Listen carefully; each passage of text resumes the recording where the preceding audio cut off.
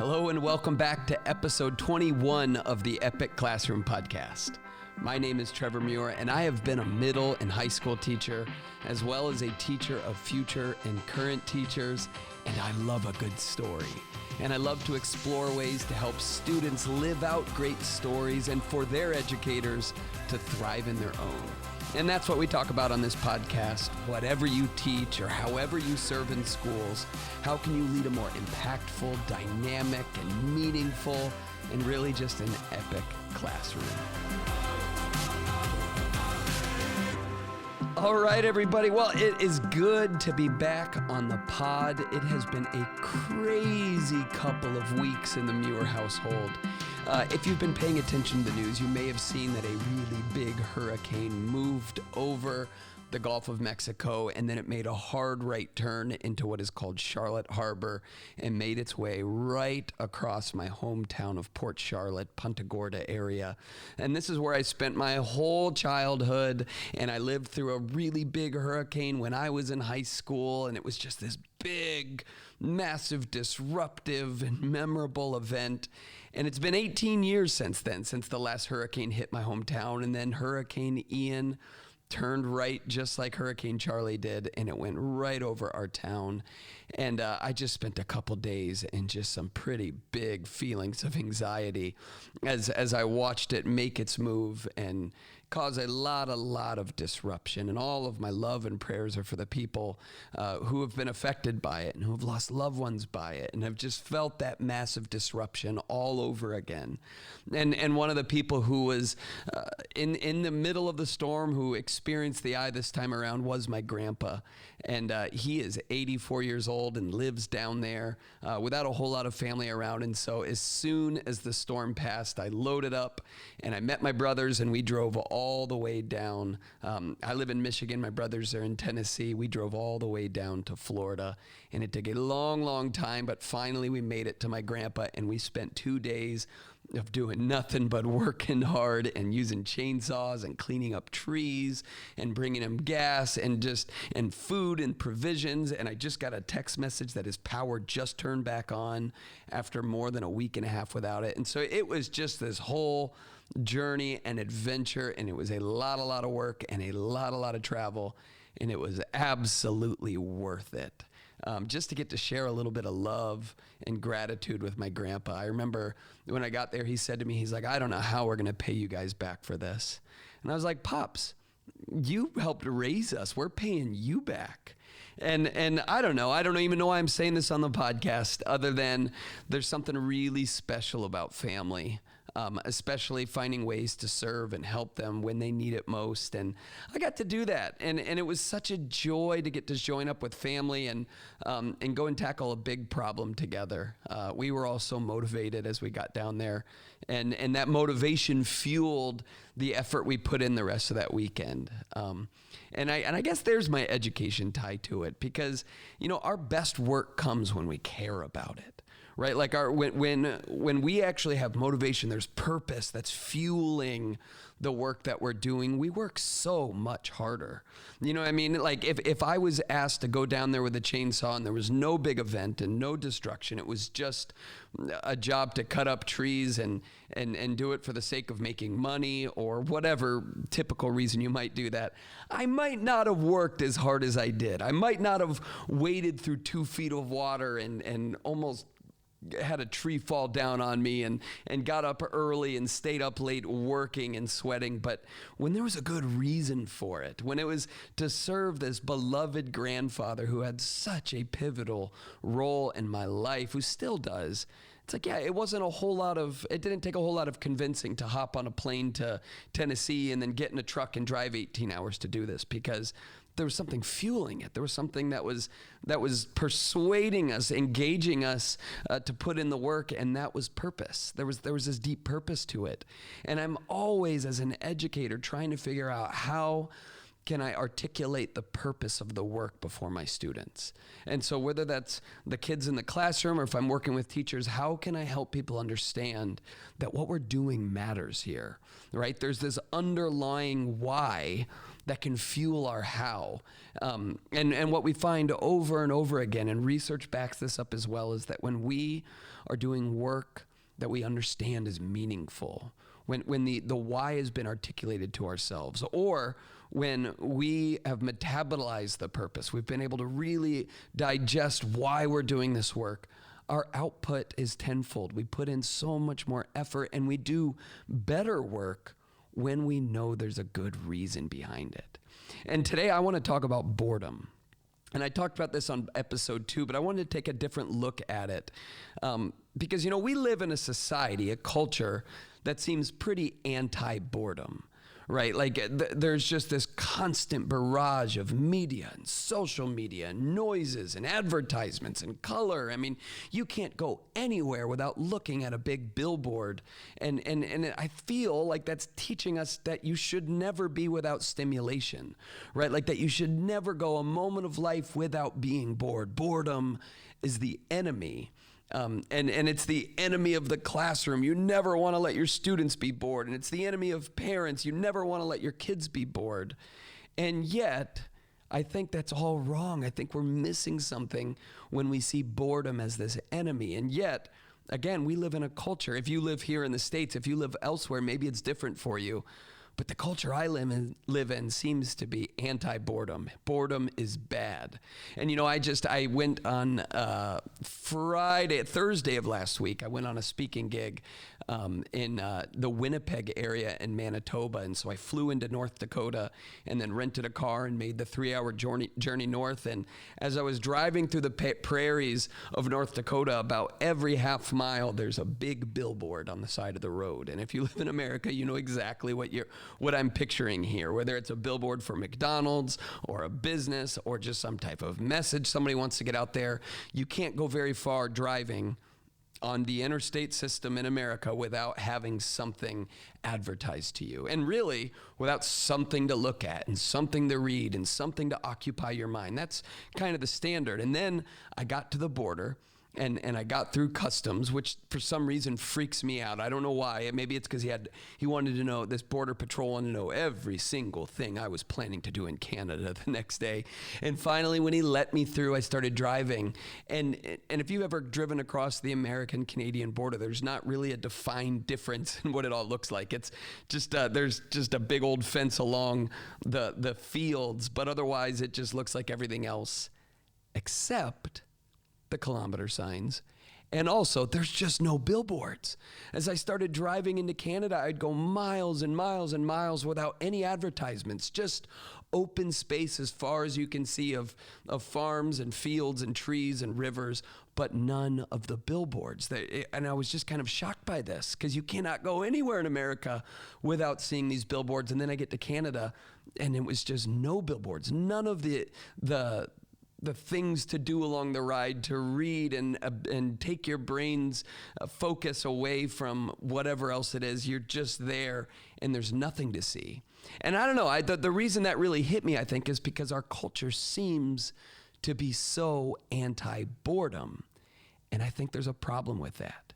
I mean, if you know me, or if you've listened to this podcast for a while, or maybe you've seen me speak at a school or conference, or you've watched my videos for a while, whatever it is, you might know that I love to tell stories. I love them. I love to tell exciting stories from my childhood, like the story of when I jumped on the back of a live 7-foot-long alligator.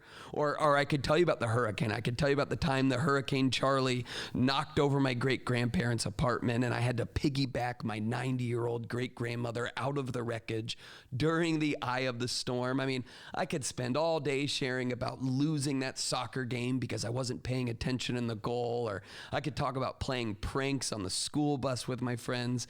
I mean, I love delving through life for those really great stories. But the truth is, much of my childhood was boring. I mean, summer vacation was either spent sitting in a shady spot under a tree with nothing to do, or maybe I was sweating in the sun doing chores. I mean, the bus rides to school usually involved staring out the window and picking at gum on the back of the seat. And the truth is, every other hurricane just went up the coast and missed my town completely. Thank God but there wasn't a whole lot of hurricane stories from my upbringing. And so like life was often boring. And I mean really boring. A lot of my childhood was not exciting. It was boring. And yet it wasn't mundane. You know, those down moments in life, the moments that made up most of my days, were some of my most formative. In times when there was nothing to do, that's when your brain is at its most creative. I mean, I used to come up with stories on those long summer days. I would seek out friends in the neighborhood to go play ball at the park, or even just to sit in the boring shade with me. You know, at the lunch table at school, we would take turns twisting an apple stem, calling out a letter for every single turn, and whoever broke the stem off was destined to marry a girl whose name started with that letter. I mean, we didn't have supercomputers to keep us occupied during lunch. We had to come up with ridiculous games like that. My brother would yell at me every single evening for invading his room while he played Jeopardy with his friend who was on the other line from the landline in his bedroom. I mean, there are just so many creative outlets for our boredom. And because this was all there was to do. I mean, if you wanted to enjoy yourself, you had to get creative. Life was often boring, but that boredom was the birthplace of creativity. You know, honestly, our culture has a problem with boredom.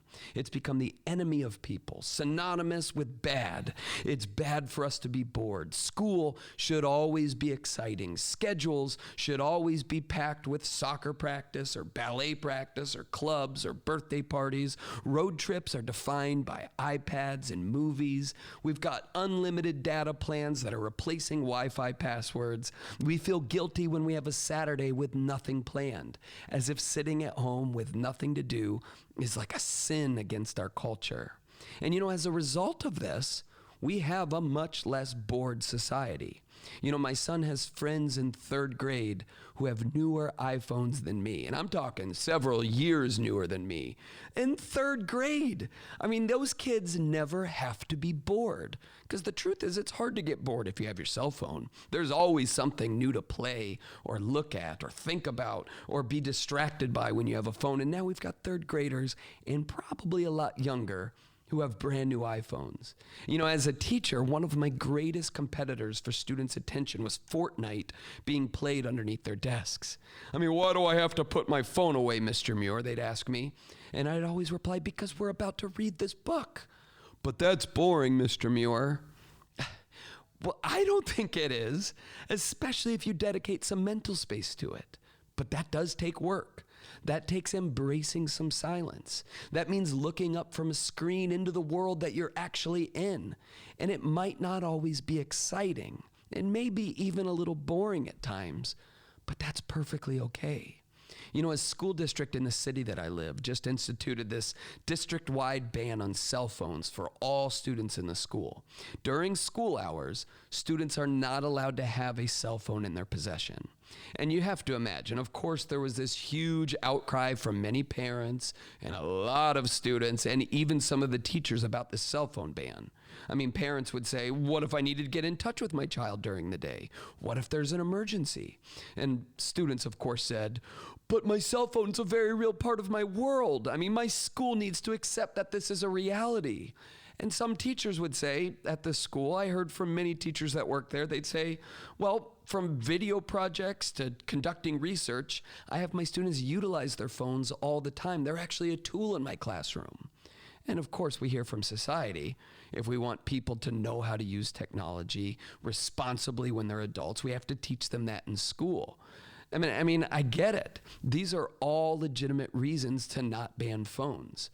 However, all of these reasons, all of the reasons why we might want to still have smartphones in kids' pockets in school, they all do come at a cost.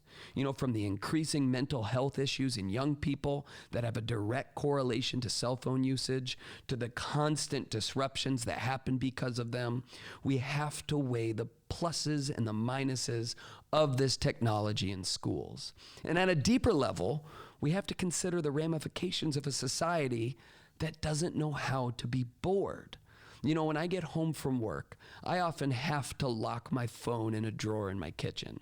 And I have to do this. Otherwise, I know that I will check it way too often when I really should be engaged with my family. I know how tempting it is to check my email. I like that dopamine rush from seeing Facebook notifications. I know how, even though I love playing with my kids, I really do, it can sometimes get a little boring after a while, and my phone is a great antidote for that. I've had to create a structure, a discipline for myself to resist temptation to escape boredom. I'm no better than my students with phones underneath their desks. And it's just true. If I'm bored, that is my go-to. I'm no better than them with this. And this is why I need this discipline. And this self-regulation is derived, the reason I'm kind of a maniac about it, and there's no judgment for people who do not have discipline with their phones. I get it. They are addictive, and sometimes they're really helpful and useful, and that dopamine feels really good. I get it, and I fall back into it often. But the truth is, I really try to make an effort to self-regulate because I have all of these fond memories of having a disconnected childhood. I remember the richness of sitting at the dinner table without screens. And it wasn't because we had a discipline back then. It's because they didn't exist. There was no such thing as screens at the dinner table. And I remember how rich that was. And that's why when my two kids and my family sits around the dinner table, there is no screens, right? The phone has to be in the other room. There is no tablet or anything like that out because I just know the value that comes from sitting there and just being present. I remember writing stories at the kitchen counter just for the sake of writing stories. I recall the great ideas we would come up with because there was nothing else to do. And I want this for my kids. And honestly, I still want it for myself. Lack of technology forced a cell phone ban on me as a child, and I'm grateful for that. And so are a lot of other adults from my generation who grew up in a more boring time period. Not to get all Andy Rooney on you, but there is something undeniably sweet about a time before cell phones. Now, does this mean that cell phones are inherently evil? No, definitely not, and not even necessarily in schools. They have allowed me to connect with past friends and family in amazing ways, and it's also helped me connect with teachers, millions of them all around the world, because of the advent of technology and social media and cell phones. It's been amazing that way. They allowed my students to film interviews with actual World War II veterans and then use social media in class to connect with kids in other countries and share their films with them. That wouldn't happen without present technology. That wouldn't happen without these supercomputers in students' pockets that also have unbelievable 4K cameras. That is a positive from this technology. Cell phones are not inherently evil and are often an incredibly useful tool. But they are the bane of boredom. And so we have to be aware of that. And we have to create systems and structures to make sure that we can still disconnect and that allows students to still disconnect. And this might mean cell phone bans in schools. It also might mean just placing restrictions on them and teaching students how to manage their time on their phones responsibly. And it also means adults locking their phones in the kitchen drawer more often and turning off the podcast on the drive to work every now and then and sending their third graders to school without iPhones in their pockets, which might be a hot take. I don't know. And listen, again, no hard feelings if you do that. But my kids will not have iPhones in third grade and probably not for quite a while. And again, it's not because they're evil. It's because I want them to be bored sometimes. I want their brains to be flexed and exercised in ways that can't happen when they are constantly engaged on a screen. And that's just the truth of it. And not to mention, and we can talk about this some other time, all of the temptations and the other types of distractions and even dangers that come with cell phones in school and beyond. And so for all those reasons, that's why I'm going to do that with my kids. And that's why in my classrooms, there is a rule that you may not have your cell phone out in class. And I get it. Sometimes your parents might be texting you. But if they really need to get a hold of you, they can get in touch with the office, because I think it's pretty clear that they are distracting, but then they also fight against boredom. And there's something so beautiful about having an unoccupied mind, or at least a free mind to learn and be present with whatever is in front of you.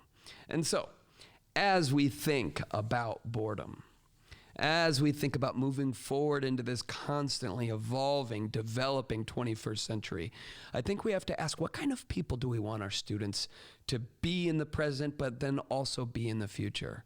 Do we want them people who can have some monotony in their life and be okay with it? Do we want people who have the grit and persistence to get through boring moments, to find that they don't kill you, but that they're actually good for you, that is actually the birthplace of creativity? Do we want students who know how to be bored? Because if the answer is yes, which I'm hoping you would agree that there's some value to a life that is sometimes boring, that's not always exciting and not always stimulating. If that's what we want for our students, then I have to think it's essential that we give them opportunities to do so. Because here's the thing, boring is not the same thing as not engaged. Boring is not the same thing as not being engaged. You know, some of the best parts of my life, my professional life now, are often boring. When I sit down and I write a video, sometimes I get into the flow state and I'm like, oh man, this is gonna be a great video, and I'm thinking of visuals and I'm finding great words and I'm figuring out how to craft them together, and I'm reading it back to myself and I'm making revisions, and I love that writing process. But sometimes I sit down and I just look at that Microsoft Word document and the cursor just blinking at me, and it's just daring me to write something, and I cannot stand up to it, and I just have to sit there, and all of the temptation is to be like, all right, well, I'm just gonna go browse some Instagram until a new idea pops into my head, or I'm just gonna go on Twitter and read a bunch of negative stuff that's gonna get me all fired up for some reason, and I'll just avoid what I'm trying to write. And yet sometimes I just sit there and it's boring, and I want the ideas to come and they're not coming, and so I just have to sit with it. And that's when the ideas start flowing. That is when the special sauce is created. That's where the good stuff comes from those moments where there's just nothing else taking up space in my mind. And it's boring. And I gotta be honest with you, I get into that flow state. Maybe we could talk about that sometime too soon, but sometimes I get in the flow state and writing comes easy. But often it doesn't. Actually, more often than not, it doesn't. And it's work, and it's boring, and it requires me to be gritty. And I have to kind of figure out, all right, why are you writing this? Why is it worth being bored? Why is it worth the mental anguish of trying to write? And my writers probably know exactly what I'm talking about. But when I can identify that why, when I can just remind myself, oh, this is why you're writing this. You want to share this idea. You want to get this thing you're excited about out to people. You learn something that works, and you want to help other people figure out how to make it work in their own lives or in their own classrooms. And when I'm reminded of that and I've got that why, all of a sudden that starts stimulating my brain, and I can figure out, all right, how am I actually going to do this? Just like, how am I going to help clear out all of these trees and work really hard after this hurricane? How am I going to do that? I don't know, but you got a good reason why, so you're going to figure it out. And that is really the baseline for everything, is if I can communicate why this is important, I'm going to figure out how to do it. Students don't necessarily want to be bored, but if they have a good enough reason for doing the work, if we can communicate to them or find some way for it to be communicated to them that this work matters to them, it's relevant, it has meaning, there's purpose behind it. If we can do that, that is when students learn to push through the boredom. And then when they get the other side of it, they might even realize how good it is to sometimes be bored. So anyway, thank you for listening to this episode of the podcast. It's good to be back in the podcast booth, sharing some ideas with you. It has been a crazy few weeks, whether it's traveling with work and spending time with just phenomenal teachers, or it's going down to Florida and cleaning up a bunch of forest that fell in my grandpa's yard. It's been busy, but it's been really, really good.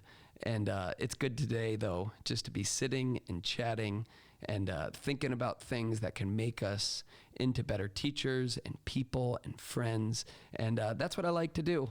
So anyway, thank you for listening to the Epic Classroom Podcast. My name is Trevor Muir, and whatever you do in the classroom, whether you are a teacher, parapro, school leader, parent, fill in the blank, whatever you do, just know how appreciative I am that you are constantly trying to find ways to get better at entering the lives of your students, entering the lives of your schools and communities, and making them more epic. So anyway, thanks for listening. We'll talk to you next time.